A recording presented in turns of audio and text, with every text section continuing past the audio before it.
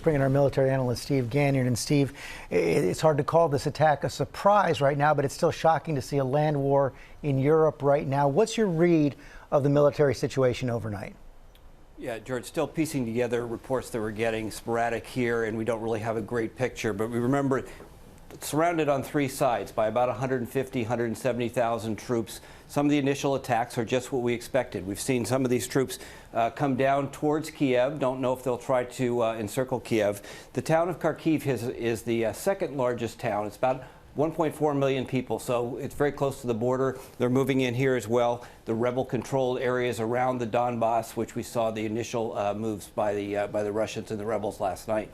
Here's the interesting thing. This little town of Kherson down here, we know the troops have moved up from the Crimea and moved into this town. Why this town?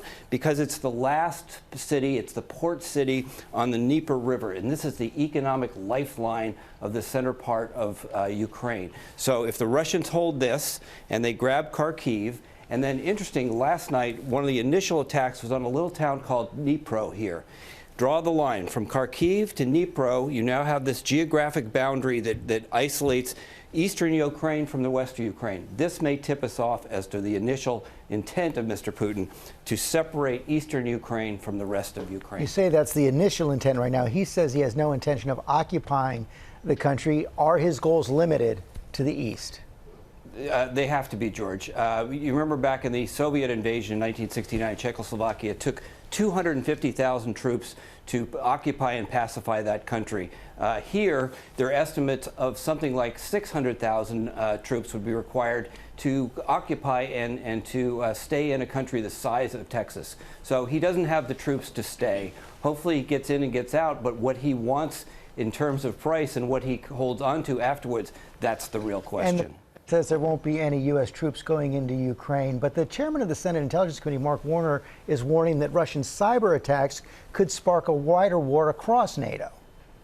Yeah, George, the cyber's cyber's like a wildfire. Once you start it, you can't always control it. If you remember back in 2014, when the Russians came into Ukraine, they used a bot called NotPetya.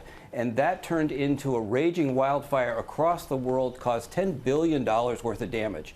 So cyber is a concern just because you can't control it and it doesn't usually stay where you want it to, something that the U.S., the rest of the world will have to take into account as we see this evolve. Finally, if Putin does indeed stop at that line you drew in the east, is there anything the Ukrainians can do to prevent him from holding it for the foreseeable future?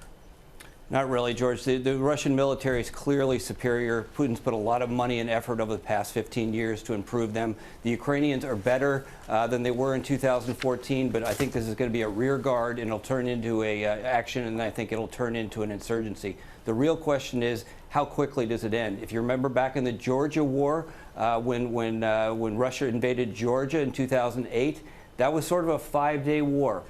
We'll see if Mr. Putin can throw in the towel that quickly and not turn this into a long-term invasion and occupation. Steve Ganyard, thanks.